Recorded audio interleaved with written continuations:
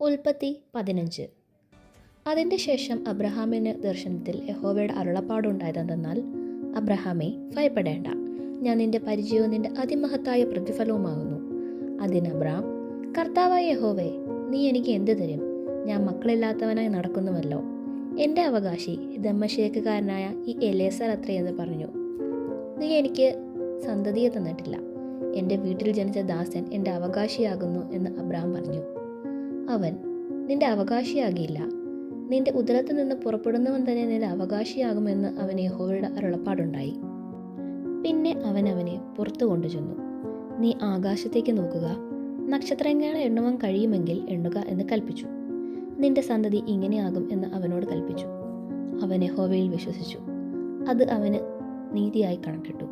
പിന്നെ അവനോട്, ഈ ദേശത്ത് നിനക്ക് അവകാശമായി തരുവാൻ കൽദയ പട്ടണമായ ഊരിൽ നിന്ന് നിന്നെ കൂട്ടിക്കൊണ്ടുവന്ന യഹോവ ഞാനാകുന്നു എന്ന് അരുളി ചെയ്തു. കർത്താവായ യഹോവേ, ഞാൻ അതിനെ അവകാശമെന്നുള്ളത് എനിക്ക് എന്തോന്നിനാൽ അറിയാം എന്ന് അവനോട് ചോദിച്ചു. അവൻ അവനോട്, നീ 3 വയസ്സുള്ള ഒരു പശുക്കിടാവിനെയും 3 വയസ്സുള്ള കോലാടിനെയും 3 വയസ്സുള്ള ആട്ടുകൊറ്റനെയും ഒരു കുറുംപ്രാവിനെയും ഒരു പ്രാവിൻ കുഞ്ഞിനെയും കൊണ്ടുവരിക എന്ന് കൽപ്പിച്ചു.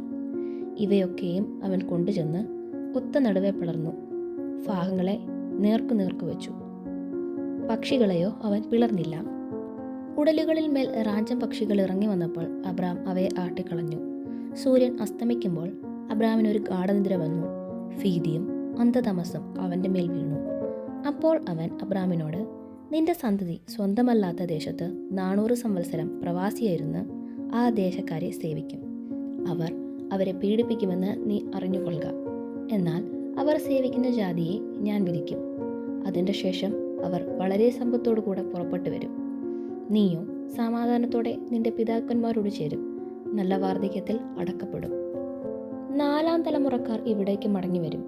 അമോര്യരുടെ ആക്രമണം ഇതുവരെ തികഞ്ഞിട്ടില്ല എന്ന് അരുളി ചെയ്തു. സൂര്യൻ അസ്തമിച്ച് ഇരുട്ടായ ശേഷം ഇതാ പുകയുന്ന ഒരു തീച്ചൂള ആ ഭാഗങ്ങളിലൂടെ നടുവേ ജ്വലിക്കുന്ന ഒരു പന്തം കടന്നുപോയി. അന്ന് യഹോവ അബ്രഹാമിനോട് അവരുടെ നിയമം അരുളി ചെയ്തു. നിന്റെ സന്തതിക്ക് ഞാൻ മിസ്രയീം നദി തുടങ്ങി ഫ്രാത്ത് നദിയായ മഹാനദി വരെയുള്ള ഈ ദേശത്തെ കേന്യർ, കെനീസ്യർ, കത്മോന്യർ, ഹിത്യർ, പെരിസ്യർ, രഫായിമർ, അമോര്യർ, കനാന്യർ, ഗീർഷ്യർ, എബൂസ്യർ എന്നിവരുടെ ദേശത്ത് തന്നെ തന്നിരിക്കുന്നു എന്ന് അരുളി ചെയ്തു.